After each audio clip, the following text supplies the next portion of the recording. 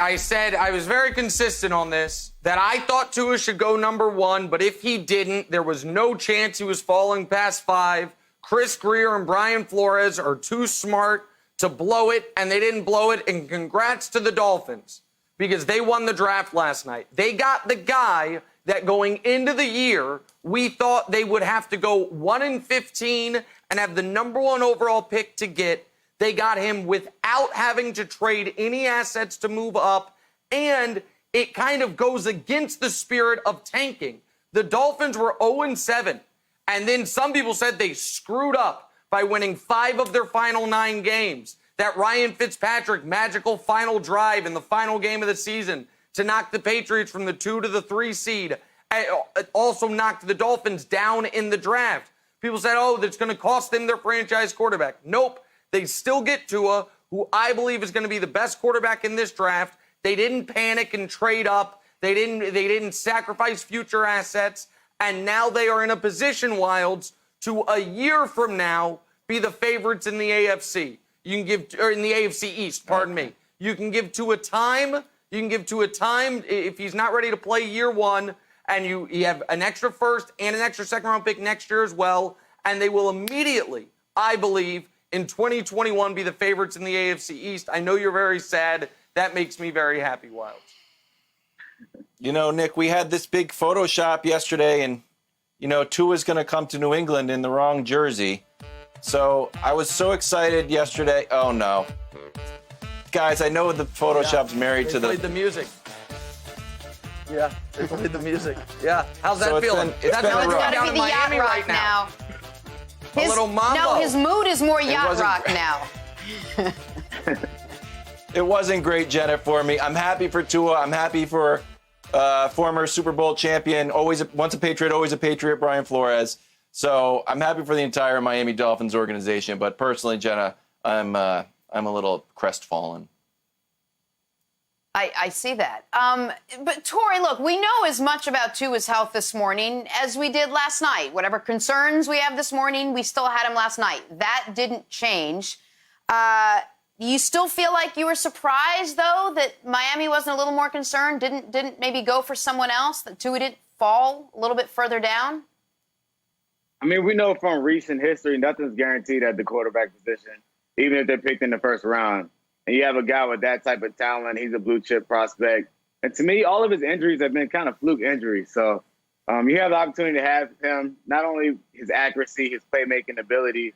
If his health is fine, which clearly it has been for them to check off, he's a guy that can change your franchise for the next 10 to 15 years. You talk about the intangibles, the ability to win, and what Coach Flores is building there in that culture. I think it was a huge victory for them. So, Nick, we heard a report that Tua is going to come in and compete right away for the job, that he probably won't sit. So how quickly do you think he could turn around this franchise? How quickly could Miami contend with Tua there now? Oh, I think they can win the division in 2021.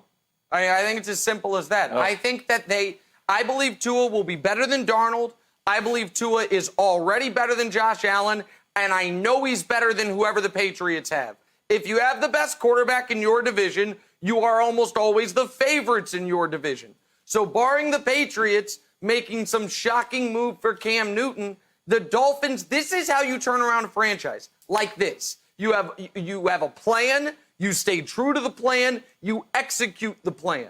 Why can't the Dolphins be the class of the AFC East after a year of growing pains for Tua, whether he starts part of the year, all of the year, or none of the year? And Torrey, I would ask you, when you have the Dolphins have 6 picks in the top 70 and then 4 first and second round picks next year, what type of shot in the arm can that franchise have as far as all the young talent plus all the free agent money they spent this offseason, Torrey? I agree with you. I think 2021 they'll have the opportunity to compete. I'm not going to say they're going to win the division right away, but they'll have the opportunity to compete for sure. You know, when you have a quarterback and the talent that they're building, a quarterback essentially each year could be the difference between 3 or 4 games by themselves. They put themselves in a great position, and they had a heck of a run towards the end of last year, and they're just winning, just small wins, and trusting their process. Nick, how do you think the Dolphins should handle Tua and how they should use him next year? Well, I don't think you have to rush him, but if he's fully cleared medically, then after a month or so of the season, he can come into the starting lineup. I personally, if I were them, would love if Josh Rosen could give me a good month of football, so maybe you can recoup some draft value for him if you ship him out. I'd want Rosen to win the quarterback battle in camp, actually, if it's between Rosen and Fitzpatrick, see if you can recoup some of that value. But I want to kick a question to Wilds. Wilds, a few weeks ago, you talked about, I forgot what the example you used was, but it was essentially this. You should do what the assistant GM test, I think it was. You should do things that will make other GMs upset. So I want to ask you, as a Patriot fan, it's not just that you guys didn't get him, right? It's also that he's in the division now. He didn't go to the Chargers. He didn't go to the Lions. The Jags didn't trade up to get him. You now have to go through Tua while you are still figuring out who your quarterback is. Like, that's part of the crestfallen nature of your face right now, correct? Well, kind of, but I like Tua so much, and the Dolphins have been such a boring watch as we just roll over them. It's been more Globetrotters, Washington Generals, and I know the last game, so people yell at me. But I'm actually happy that Tua's in. I'm actually happy that Tua's in Miami. I've got something about what you said earlier about the plan worked, and this is how it's supposed to go. Do you think last night, if Tank for Tua actually worked in a weird roundabout way, that any GMs, coaches, owners were thinking about Trevor Lawrence? If they saw this work out and you think that they can contend immediately, we know there's a superstar waiting right there. Do you think that Trevor Lawrence was on anyone's mind last night? Well, listen, I think he should be on a lot of people's minds. As much as I like Tua, Trevor Lawrence, to me, is the best prospect. Doesn't mean he's going to be the best quarterback. The best prospect since Andrew Luck, if not further back. So maybe since Peyton Manning. I love the guy's potential, but I'm going to almost flip that question towards Torrey, which is, I think the Dolphins showed, and you can tell me if I'm wrong, you can't tank in the NFL. Even if the team trades away all your veteran talent, the game's too dangerous, too violent, and too competitive for teams to go out there and during the actual 60 minutes of the game not give their best effort. Like, do you think tanking is even possible effectively in this league, Torrey? I don't believe it's possible. Even then, there's professionals in every position. Are there some rosters that are more talented than others? Yes. But like you're saying, this game is violent and it has to be played a certain way.